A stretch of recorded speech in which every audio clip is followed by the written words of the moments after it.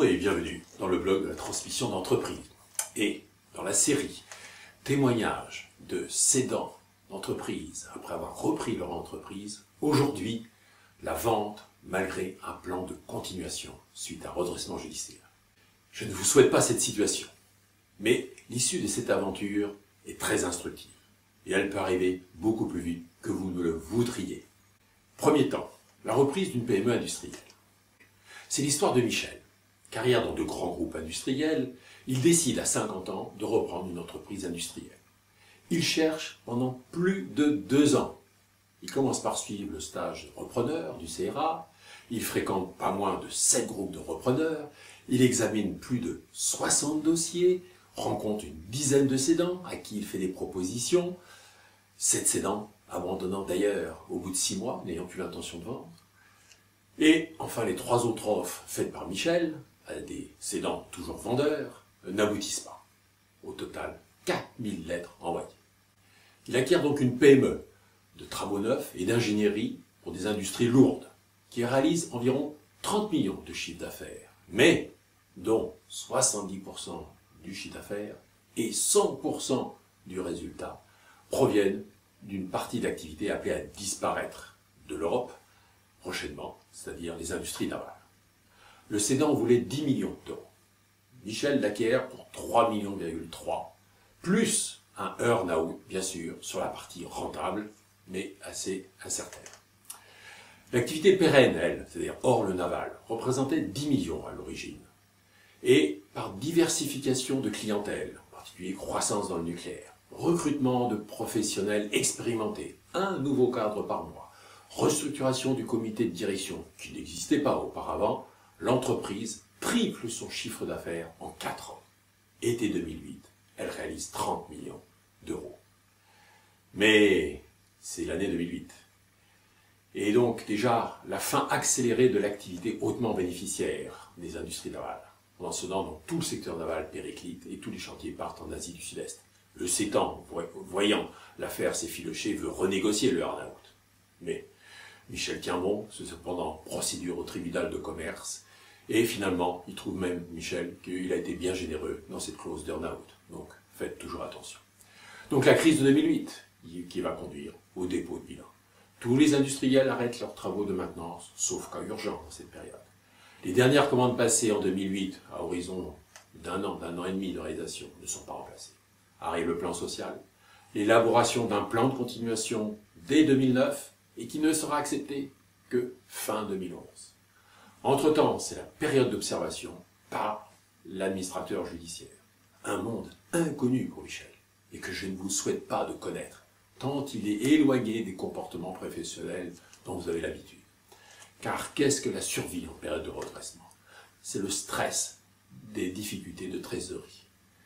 Le métier d'ingénierie est très risqué dans la grande industrie. Les devis sont très coûteux, bien que gratuits, et sans différenciation possible. Et arrive à ce moment-là la mauvaise foi croissante d'un certain nombre de clients anciens qui, au moment de payer la dernière tranche de paiement représentant 20 à 30% de l'ensemble du marché, font un chantage au non-paiement. Et cela finit souvent au tribunal. Ça a été le cas pour Michel, qui a attendu 5 ans pour être payé. Donc le savoir-faire acquis par Michel lors de cette période d'observation. Eh bien, il a eu la surprise d'avoir un recours présenté par les syndicats au prud'homme, 5 ans après les faits. Et sa garantie d'actifs et de passifs ne couvrait que 3 ans. Il aurait fallu négocier 5 ans. Aujourd'hui, c'est le cas. Coût supplémentaire, 500 000 euros. Alors, qu'est-ce qu'il faut faire pour préserver au mieux la trésorerie?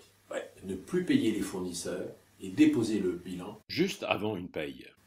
La durée d'une procédure de licenciement est toujours beaucoup plus longue que prévu. Cela, dans les faits, peut facilement aboutir à 1 an. Et s'ensuit une gestion de trésorerie vraiment à la semaine, au jour le jour, on pourrait dire. Recettes et dépenses consignées par l'administrateur judiciaire. La recommandation de Michel, c'est de faire des prévisions toujours pessimistes, de façon à pouvoir les dépasser, ce qui rassure. Car tout faux pas est absolument fatal dans une période d'observation. Et puis un beau jour, sans prévenir, des pressions très fortes de son administrateur judiciaire et auprès du tribunal pour vendre sa société, car l'administrateur avait des offres émanant de grands groupes. Michel se bat comme un diable pour convaincre le tribunal du sérieux, du plus sérieux de son plan de continuation. Donc, il faut être pédagogue, communiquer, démontrer sa foi dans l'avenir. Voilà ce qu'il faut faire pour ne pas voir sa société se faire souffler par des rapaces qui attendent. Avoir toujours un plan d'action correctif à chaque annonce mauvaise, de résultats insuffisants, d'affaires non abouties. Mais, finalement, la revente d'une activité à potentiel, malgré les dettes actuelles. Michel est exaspéré par tous ces comportements d'administrateurs, d'industriels, personnel toujours payé à l'heure, mais qui pour autant ne comprend rien à l'économie de la société. Donc il se fait traiter d'incompétent, de patron qui, etc., etc. Il décide de mettre en vente en mars 2011. C'est une activité qui est recentrée à 80% sur l'EDF nucléaire, avec des contrats pluriannuels s'échelonnant de 2 à 7 ans de durée, et assurant 70% du chiffre d'affaires. Chiffre d'affaires qui est d'ailleurs de 6 à 7 millions d'euros. Mais le résultat est encore négatif. Et il reste encore 5 millions de dettes. Mission impossible, lui disent tous ses conseils et ses amis autour de lui. Michel s'accroche. Il comprend qu'il faut faire rêver un repreneur qui, lui, aurait un objectif stratégique. Racheter une position en France alors qu'ils ne sont plus que 2 sociétés à pouvoir le faire. Et les grands groupes étrangers achètent très cher de telles positions stratégiques. Et c'est ce qui fut fait, finalement, à l'été 2012. Conclusion. Même si vous voyez arriver, avec un peu d'anticipation, une crise touchant votre secteur, le temps travaille très vite contre vous. Adapter la structure et les dépenses à la perte parfois brutale de rentrée d'argent peut vous être fatal. Et tout demande toujours beaucoup plus de temps. Et parce que tout est une question de trésorerie. Et le dépôt de bilan arrive très vite. Action. Même dans une telle situation dramatique, il faut faire peser tout votre poids sur le nouvel axe de développement de votre entreprise. Cela a été la seule chance de Michel pour s'en sortir. Alors, positionnez-vous bien sur de nouveaux axes de développement lorsqu'il en est encore temps. Merci pour votre attention. À la semaine prochaine pour un nouveau cas de reprise et cession dans des conditions assez incroyables. Chaque jour dit.